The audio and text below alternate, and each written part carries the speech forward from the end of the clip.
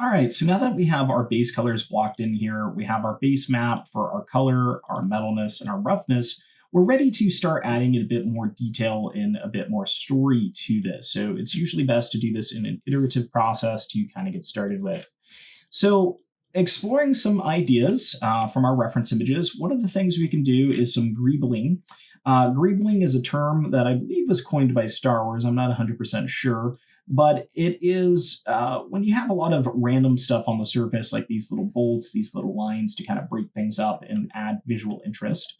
So we might want to explore some of that. We could use some bump mapping or maybe some normal mapping. Other things we might have is wear and tear, how this thing has been used. So you can see this thing has some rust on it, some dirtiness to it. Maybe we want to capture some of that.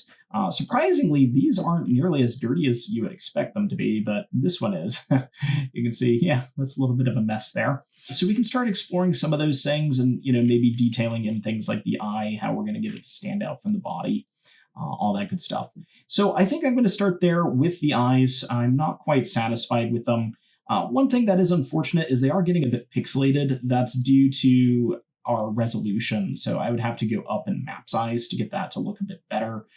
There's not too much I can do there, unfortunately, without giving him huge eyes or redoing my UV layout.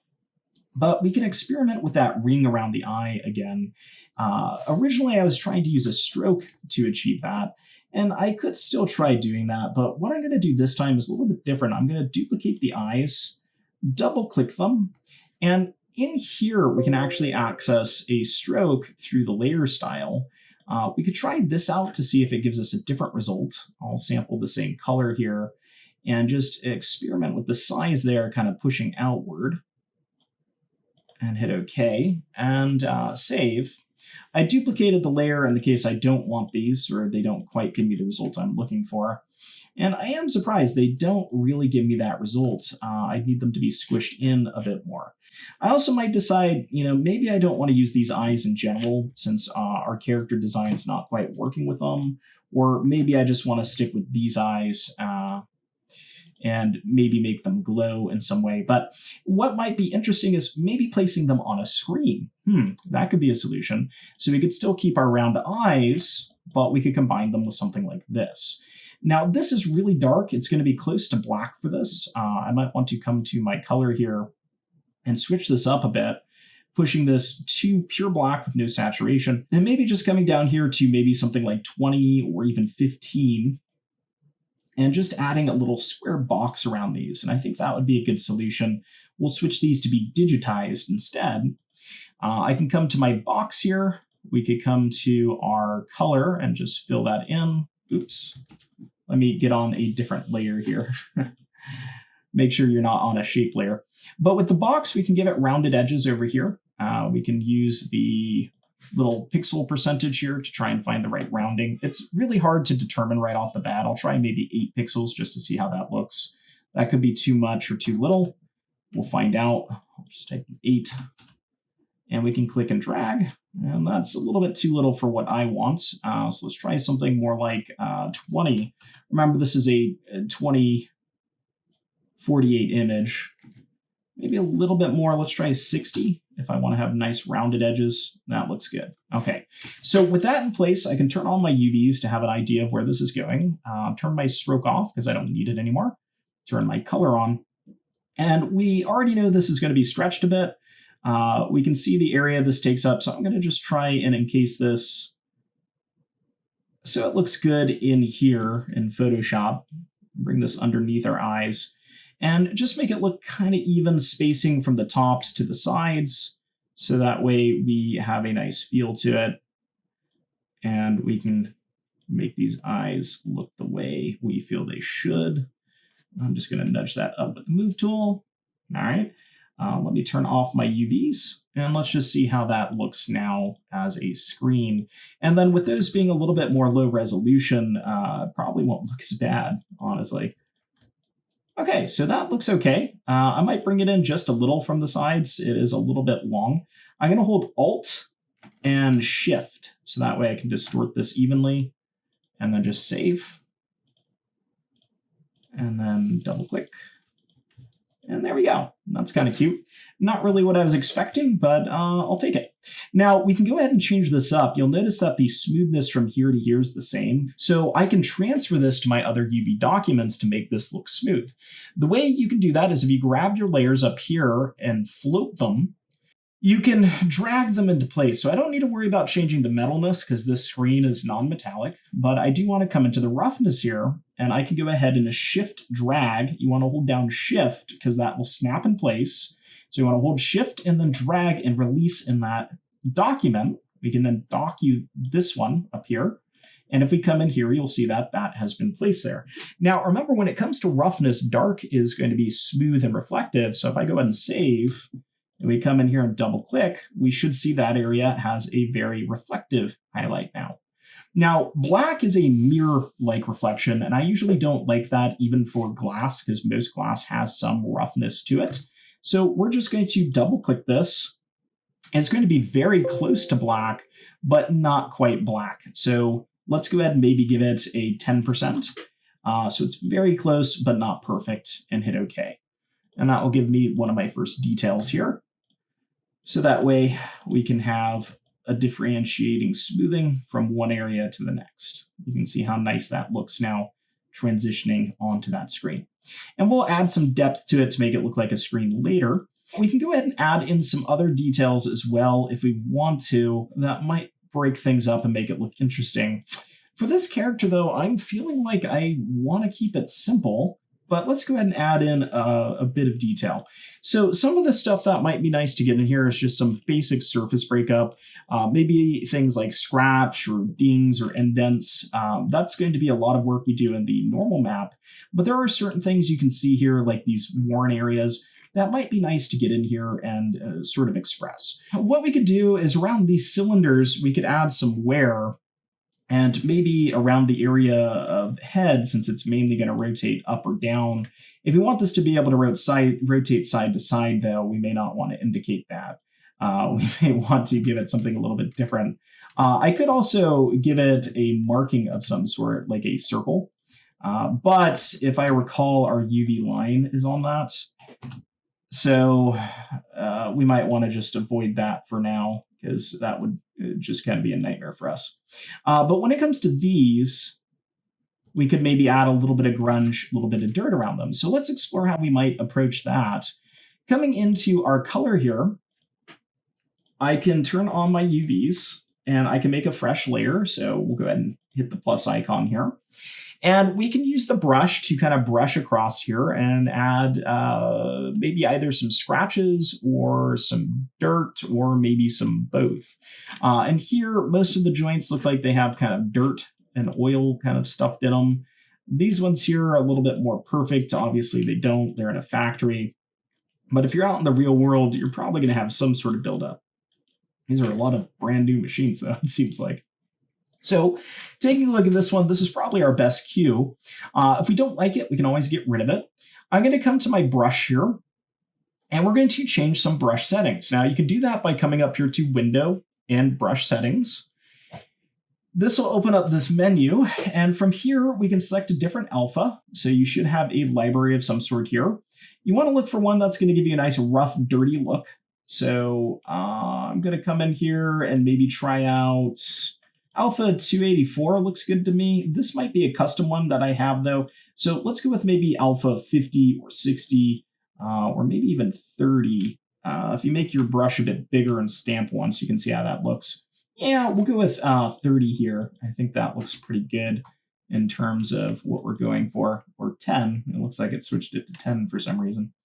Okay, so what can we do here? Well, our brush currently does this. You can use the spacing dial here to make these stamp elsewhere, so we can make those spread out. We could also use the little dial here to make them squash and be angular. We don't really want that. More importantly, though, we can use these modifiers on the side here to alter the brush in various ways. Now, we're not going to get to all of these, but some of the ones that are very useful are going to be the scattering and shape dynamics to allow us to scatter and change the shape. Paired with spacing as well. Okay, so the first thing, shape dynamics. If you have a Wacom pen, you can change your size here. I'm going to leave that off. But what I'm interested in is the angle jitter. So making it so as I stroke this, it goes at different angles. Now this alpha is not great for that, so I might want to try a different alpha, maybe something like the alpha 50, and you'll see now with the angle jitter, rather than making a straight line like this, when I crank it up, it gives me this, all these little dots. And if I come into the spacing here, you can see now when I brush, it just gives me a nice bit of grunge. With scattering, we can make these spread apart. So if I check that on, we can just make that scatter a bit more. And this allows us to have a closer spacing if we want, so we can just get a more aggressive setup.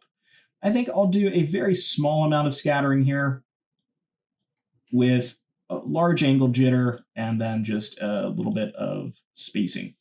And that should be okay for what I'm aiming for. Now, the next thing I need to do is kind of pick a color and determine how dirty I want these to be. So this is pretty brown looking. I could come in here to our color. I could switch to the orangey colors, which will give me access to browns, and just find a nice brown and hit OK. And then with these cylinders, I know that basically every corner is going to need this.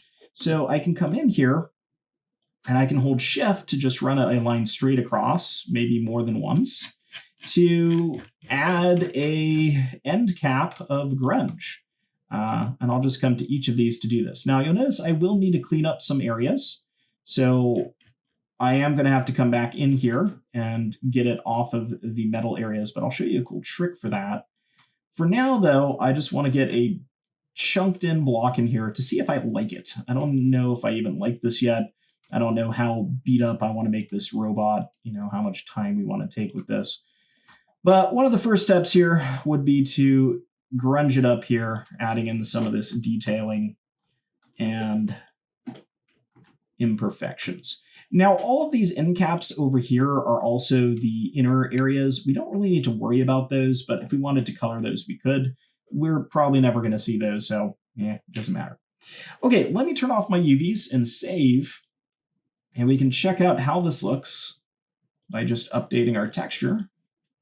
And you'll see these areas, it worked out well. This area, not so much. Did I forget it, or did I just not make it big enough? Let's check out in our UVs. It looks like I just didn't make it big enough, so that's something good to know. But those areas, it looks okay on. It's a little bit dark, but I do like how that's looking to kind of add in some breakup and some detail. So let's come back in here and just kind of continue this area here and spread that out. See if we can't get this grunge to show. Save. Okay, and we still need a little bit on that one. They're stuck in there pretty good, I guess. And that's an issue with the modeling we could adjust to if we really wanted to. So there we go. Okay, so now the next thing I want to do is start layering these. So I'll just make this my initial grunge for now, for lack of a better term. And we can lower the opacity on this. So we just kind of get a base going. And then we could come in here and maybe do another darker pass if we want to kind of build this up. This time we might want to do something different with our brush settings though. Maybe we want to keep this, maybe we don't. Maybe we want to try one of these other alphas in here. Maybe something that's a little bit more spotty, has more gaps in it. Something like this looks pretty good for me, so I'm going to use that 284 alpha. Or we could come down here, use one of these more sporadic, spread out ones. But I think I like that one up there. It might be one of the ones that's custom. I want to try and use ones you guys have access to. So I'll try maybe 46 here, and we can just give that a bit more spacing. And on a new layer here, I'll just come in and go again with this, just adding this as a pass, breaking this up, adding little dots to it rather than what I have currently. I could probably turn on those UVs there, get a better feel for it. And I'm going to clean this up afterwards, so you're probably wondering why I'm going so aggressive in to some of those metal areas. We'll get to that.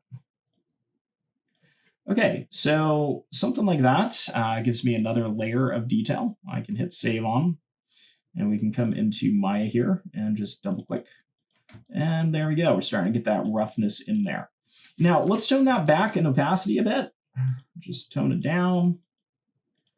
But that will give us a second layer of breakup there that can go across those surfaces. So now we're getting that worn out look a little bit better there in some of these joints to indicate the rotations on them. So with that in place, how do we clean these up? Well, let me go ahead and name this our grunge dots. We can group these. If you're not familiar with grouping inside of Photoshop, you can shift click these and hit Control G to access a group. And then we can use a mask to control the area these go in or don't go in. Now, in this case, I don't want them to go in this painted area. If I control click the metal here, that will select it. So I'm just holding control and clicking the metals layer. You can see that selected that. You can then come up here to select and inverse, and that will select everything but that. And then we can apply a mask to this group that will make it so that everything but the metals is in the mask, and that will crop it. So the way I can do that is by selecting our group and then coming down here and selecting the mask icon. And once we do that, you'll see it will create a mask around here, and it will not affect any of those metals. So now those will all be cleaned up and we're good to go. Now I do need to worry if it got into here at all, and it did a little bit, and I don't want that. So in the mask, you could switch to a solid hard round brush, and you can switch your color to black. And with masks, if you paint black, it will remove from the mask, so we can get rid of that. But let's say I accidentally, got some in that shape. If you want to reveal it again, you can switch your color to white and you can paint it back in. And since this is on a group, it actually maintains the detail that we have. So really nice, and we can save. All right, now this gives us some nice little imperfections there, but I might want to get some going across the entire object just for consistency's sake, so the character is not completely perfect. There's some cool tricks we can do for that, so let's go ahead and do some exploration here. So I'm going to create a new layer. I'm just going to use the plus icon. I'm going to bring it above here. And I'm going to Alt Backspace to fill this in with brown. And we'll just make this generic dust color. I'm going to group this. In this group, I'll make this my global dirt. And I'll apply a mask to this group. And in my mask, if you select a mask, you can apply a filter. And you may already know where I'm going with this. I'm going to come up here to my filter. We can go to something like our difference clouds, and we can click that. And this will add dust across the whole layer. Let me go ahead and save just so we can see what this looks like. And I can double click in here. And we can see the effect that has. Now that doesn't look great, but that's mainly because it's too intense. So what I'm going to do is just bring this down in intensity, and we're going to get something very subtle and bring this down to maybe something like 10 or 12 to just have a really light sheet of dust. And this will be my global dirt. So I'm just going to save. And if we come in here now, you'll see that we don't really see it that much, but we do see it enough to make a difference. Now, I don't really like how it's converging up here, unfortunately. There's not really much we can do about that. That just has to do with how the UVs are laid out on a sphere by default. We could maybe change up that area a bit by erasing it out of here just on the convergent points. So I could come into the mask here, and even though I've already applied something, I could switch to a soft round brush. And with the soft round brush, I could just come across here with either the color white or black and just paint across here. So I'm going to paint black on the top area here to remove it entirely. But on the bottom, where it comes in contact with the ground a bit more, I might actually be inclined to come in here with my soft brush and fill this in with black. So that way the bottom converges into a solid color. So if I take a look at this now, with that masked out of white, we shouldn't have the weird convergence, except for the fact that I have UVs turned on. There we go. We shouldn't have the weird convergence anymore. Hardly detectable. There is a little bit of something there. And then on the bottom there, we'll have less of a convergence, but something a bit more aggressive. I am noticing on the bottom, this area snuck over here. So let's just mask that out real quick. Make sure you're painting black. And then on the sides here, I didn't really do a cleanup on the body. So I think that's where we're seeing with some of this stuff. Let me just get that back there. And then on the global dirt, since it didn't look like it was all removed here, I'm just going to come in and really aggressively hit this up just to make sure I did get everything. So it is out of there. And I'll just go ahead and maybe break this up a little bit more and remove more of it from the top there. So you do have to be mindful of some of those seams, but that should clean it up a little bit better there and give us just a nice sheet of dirt across there. So that's going to be one of our more subtle dirt passes. I could play around with bumping this up a little bit more to the point of visibility, because that is pretty hard to see there. Something like that might look good. All right. And we can play around with a little bit more dirtiness if we want. You'll notice that seam's visible again there. So I think that's really going to be the only noticeable seam on our entire object. Since it's on the main character, we need to work that out. I'm just going to come to the sides here, and once again with my soft brush, I'm just going to softly erase these to remove its effect from those areas.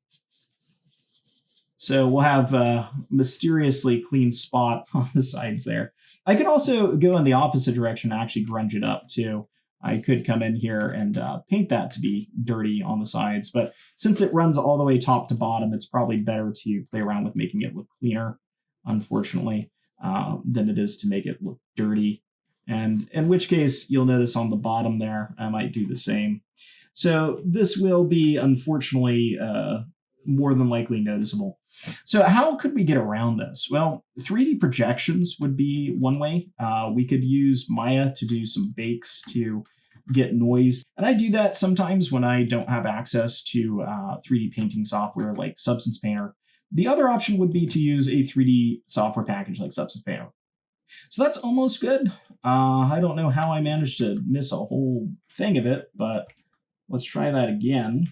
I think it was on this side that I accidentally colored. All right, so my brush disappeared there for a moment. If you hit the caps lock on your keyboard, that's how you can make your brush come back. So if you lose that, just be aware of that. I'm a little bit confused because I really don't feel like this should have had that much color coming across looking at how this is set up. Maybe I underestimated it here. If there's any time you're doing masks and you do need to kind of see the exactness of it, if you hit Alt on the mask, you can see the mask by itself, and you can actually paint on it. So we can see how that's being affected. That gives us an okay result. So I think that might give me what I'm looking for. Go ahead and save. And if we take a look at this, that one side probably won't have those details. And we can get a feel for it. So it kind of looks like it's been smudged away. I'm okay with that. It could be better, but I'll take it for now. There is another trick we could do for grunging up the front part. Since this does tile, we could try selecting this as a perfect box and filling it in with noise. That's a little bit more complex, but it would be an option, and we'd have to make it pixel perfect or else that line's going to show up. So I don't think I'd do that by any means, but it is a possibility. With some of this stuff, I do feel like I did go maybe a little bit too far over here. So I could play around with bringing back in some noise. And I could also play around with redoing this. So if I did want to come up here and filter, come in here to our noise here and do difference clouds, we could add this in. And you'll actually see it does difference clouds on top. You can repeat the difference clouds multiple times if we wanted to. I don't know if I like the way that looks though. Or what we're trying to achieve here. It might be kind of nice. It makes it a little bit more spotty. And in this case, I could come back in and just clean these out. And I'm just going to hold Shift to accomplish this task. And just kind of go across here lightly.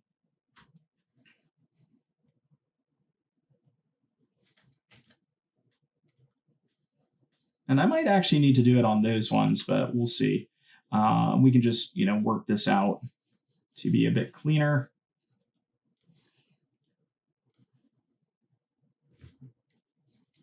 and then bring back in our subtlety. So that way we just have our small dirt patches running across here. All right, so that looks a little bit nicer. You can see on those arms, we might have the same thing with the UV seams. So clean up the UV seams, and then we can add in some more details. But just kind of be aware that those UV seams are going to be a challenge, no matter what kind of tools you're working with. And it's one of the arguments against UVs is those UV seams do cause issues every now and then. But a lot of the times it's not that noticeable, and you kind of have to look for it. You've probably noticed them if you've played video games. They're pretty rare in film, but I have seen them in film before. Usually not in feature-length movies, but on the TV releases. Okay, so that's a good start. I think that's still a little bit too strong for the global dirt now that we've made those changes. So I'm just going to tone that back. And there we go. So that's going to be a dirt pass. Now, I might want to get something a little bit like sand in here too. For that one, I'll use noise. So I'm going to use the same generic dust color. I'm going to hit Control G, and we'll just make this our sandy dirt.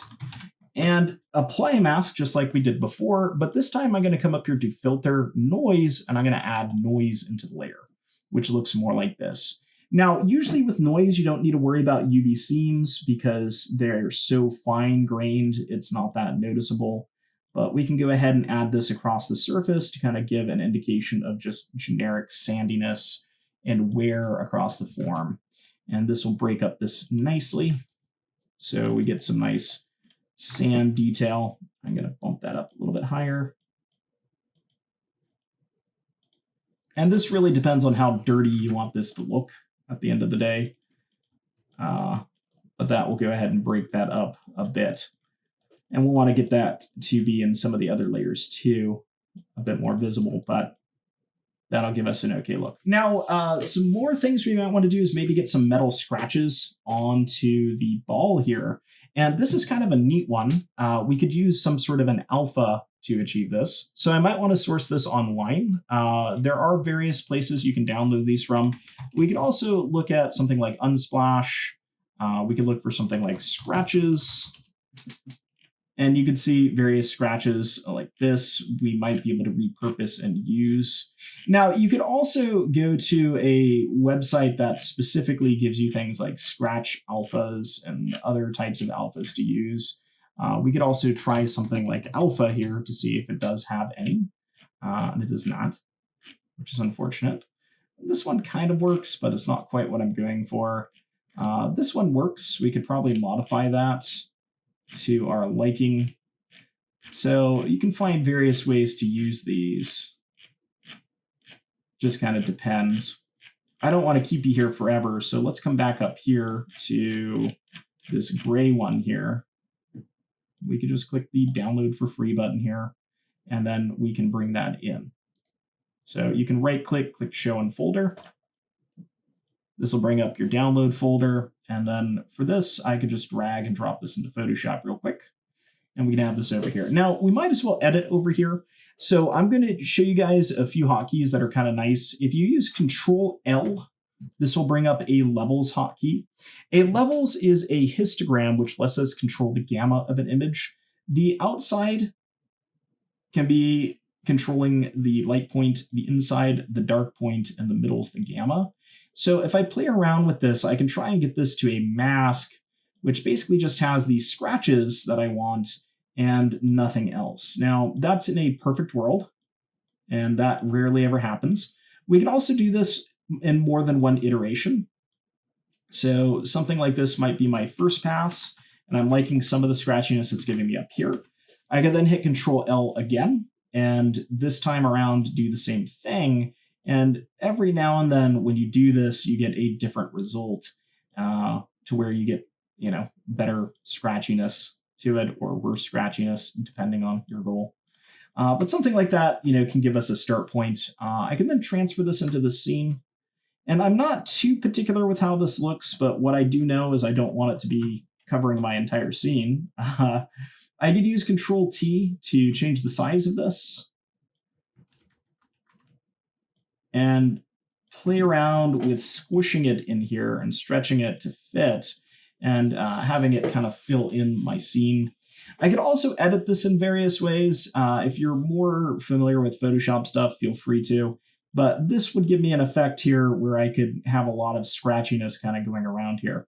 I don't really like how much is on the torso here. If I set this to something like a multiplier or a screen, we can see the effect this is going to have, or an overlay. But essentially all those areas could be little scratches, and I could turn those into metal scratches, which I'm debating if I like the idea of or not. And then I had to pick the underlying color, which I think would just be a metal color. I do kind of like that. It would be really scratched though. Let me see if maybe flipping horizontal here or maybe changing the scale would give me something I like a little bit better. I want less scratches if possible on the head. So I'm just using my transform tool here to rotate this around. And I think that's giving me an okay look. We'll have a lot of scratches in the metal areas if I do it this way. But what I could also do is just do one mask for the oranges and one mask for the non-oranges. So I'm going to make this my orange mask. And to make my life easier, I will go ahead and control click the metalness. And I'm actually going to fill this in with black. So I'll just hit Alt backspace to fill that in with black there. And you'll see since I have that set to a screen, it already masked it. And then, oops, I'm actually going to Control Z. I need to duplicate the layer first before doing that. There we go. Okay, so the reason I needed to duplicate it is I also want to have a version of this for the metal pieces. And I'm just going to rotate this till it looks good on those. So it's going to be just a handful of scratchies and not a crazy amount like what I was getting originally. And I'm just going to try and rotate this till I find the best angle. And this is kind of a quick way of doing this. I would take a bit more time if I was doing this, for a more official project like our character later on. With this one, I could click the metals, then do a select inverse, and fill in the rest with black, so it isn't affecting anything but those. So now I have an area that will affect just the metals and an area that will affect everything else. So what I'm going to do with this, well, I'm going to create a layer for our base metal color. And I'm going to make this a bit different. I'm going to make this a lighter gray. So the reason why is if we look at our references here, something like this has been like tinted or stained. It's not actually the metal color as some sort of a finish on it. So if it were to be scratched, it would have a pure metal color like what we see here. And these two, don't have metal. So it will be a slight blue, but it's going to be fairly light and gray. So maybe something like that. And I can just fill that in, Alt backspace.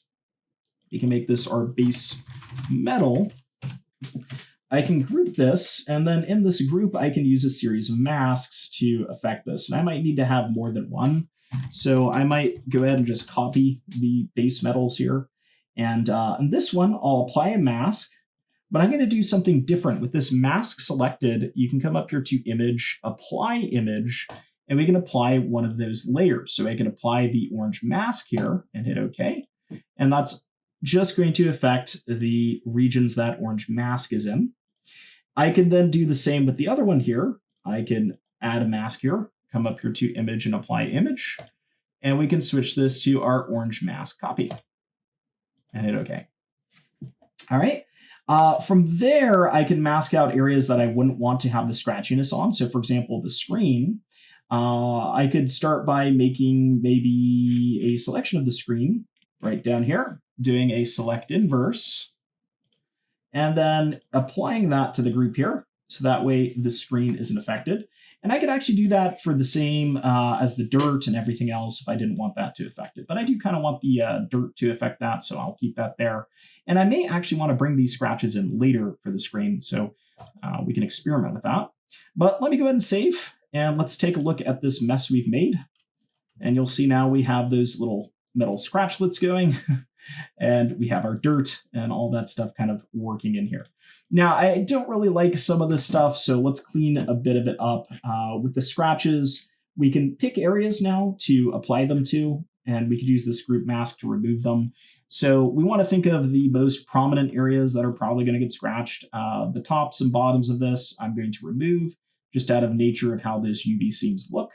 And I might do the same on these side ones here. I'm once again just using a soft brush to just softly remove these, just using my mouse and painting across these. So this way we don't see them here. One area we might not see the scratches in is around the joints as much.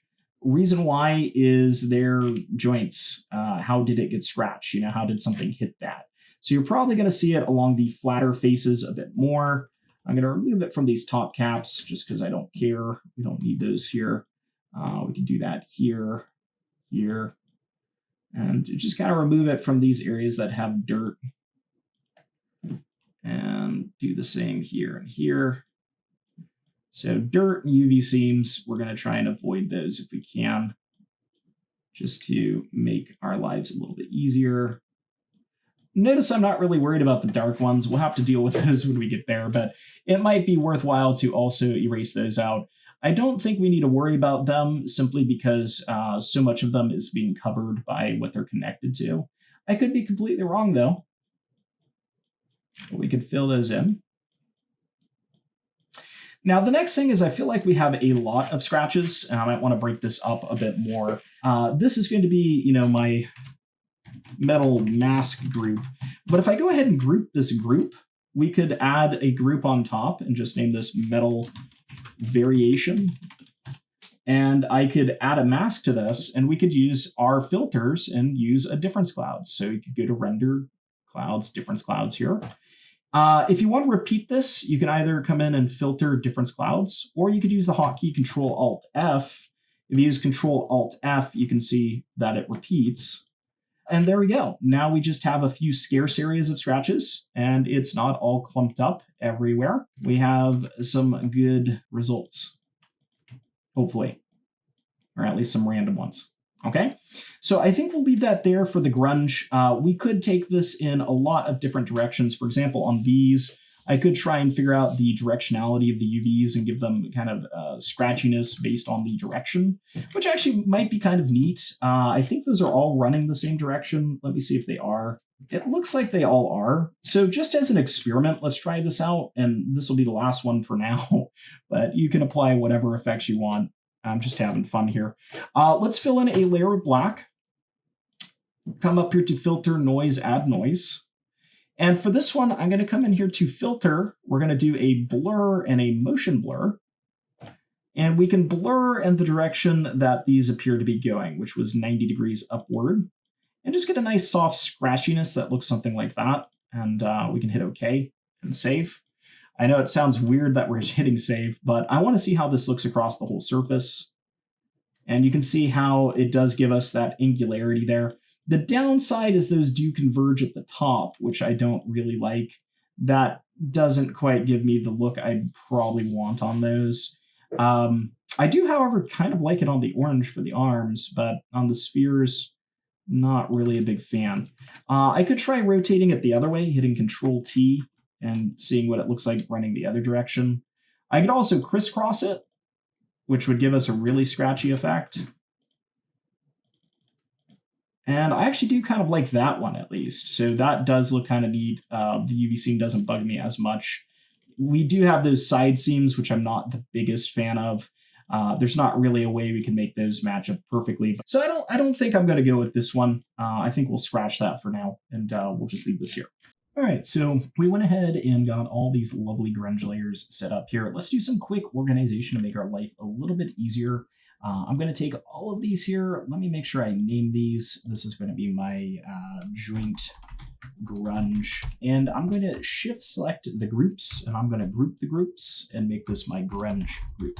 Now, why I'm doing that is we're going to want to transfer this group into our metalness and our roughness maps to incorporate this detail into those. But before we do, I want to talk about something interesting. I was taking a look at my textures and I looked at the face here and I was like, no way it's this low resolution. So what would low resolution mean? It would mean I'm using a lower sized map. And with a 2048 map, we really shouldn't be seeing this kind of detail. This is what we might expect out of a 256 map. So what's going on there? Well, while I'm doing this, I have my recording software going, I have Maya going, I have PureRef going, I have Photoshop going, I have internet browsers going. I got all this stuff going. So what's happening is Maya is throttling my textures to improve performance. But since I'm not animating, I don't really care. So how can we fix that if you're encountering the same issue as me? What you can do is you can come up here to Renderer, and you can access your render settings for Viewport 2.0. Click the options there. And in here, you'll see this option called Clamp Textures.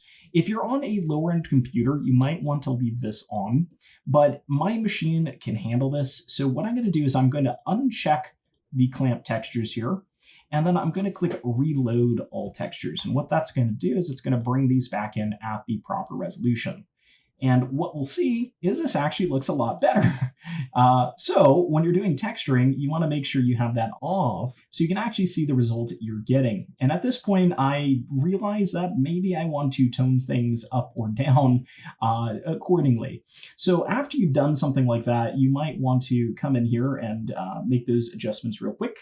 So if I come in here to something like the Sandy version, I currently have this at 16. I might tone this down even lower to like 5 and just save.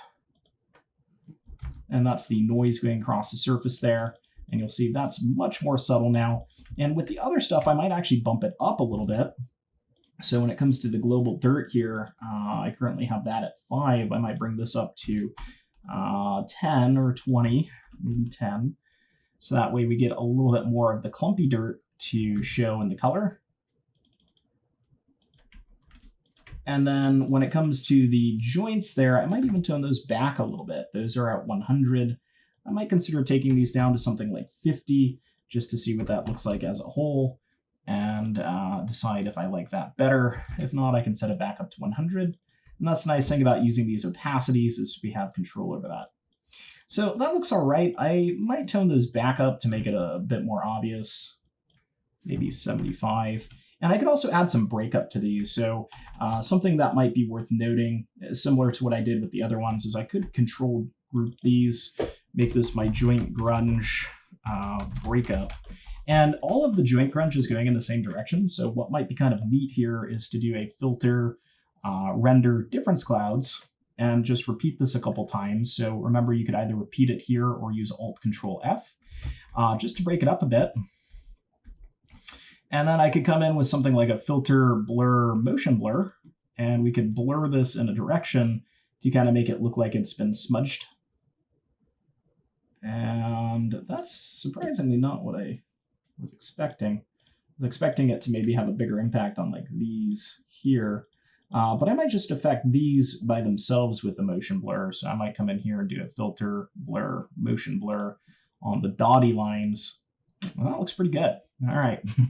So a little bit of improv change there. Now it looks more like grease stains or something like that. And I think we could increase the opacity of those a bit.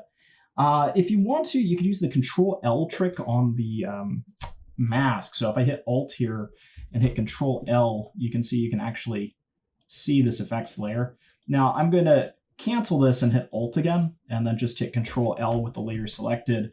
But we could use this to kind of move the gamma up to make this stronger or weaker and make it more apparent here. So I could play around with that to add some spottiness to this. And while I'm at it, I'm going to do a motion blur on the other one. I think that will give us a better look. Let me get the right layer here. And we'll just have a little bit better look there. So now that's going to look a bit better. We can actually see what we're doing. I think that's looking a bit better for what I want to aim for. And we can get a look at how our textures are actually going. So just be mindful that if your textures aren't looking how you might expect, just come in here and check that clamp texture resolution. Make sure that's turned off so it's not messing with you.